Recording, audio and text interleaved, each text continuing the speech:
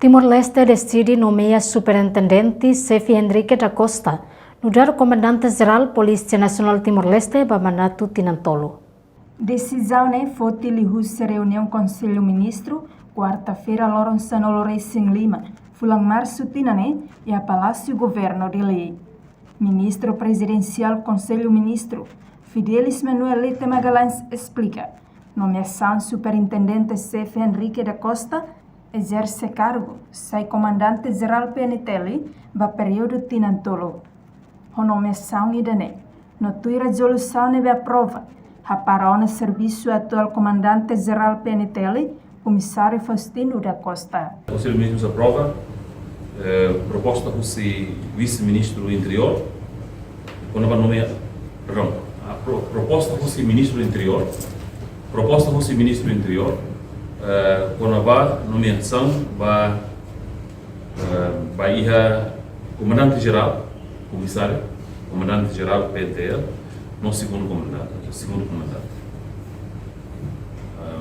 Proposta do ministro, o senhor ministro do Interior, nesse turno. Senhor Henrique da Costa, vai ir a comissário, comandante-geral PNTL. Por truca, senhor comissário atual, comissário Faustino da Costa. No turno, o Conselho Ministro decide nomeia senhor superintendente-chefe Pedro Belo, que exerce cargo nessa segundo comandante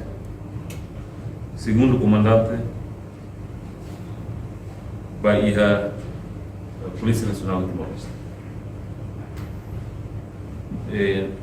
Superintendente-chefe Henrique da Costa, e mandato Tinantolo, sair mandato Tinantolo enquanto comandante-geral, comissário do comandante-geral PNTL, temos segundo comandante, e a mandato segundo comandante superintendente-chefe Pedro Belo, no seu mandato para Tinantolo.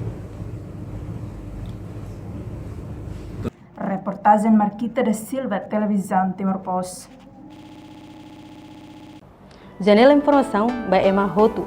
Atuheta informação atual diakliu kita haluha haneham botão subscribe, like, halo comentário no faz tutang ba media sosial Hotu.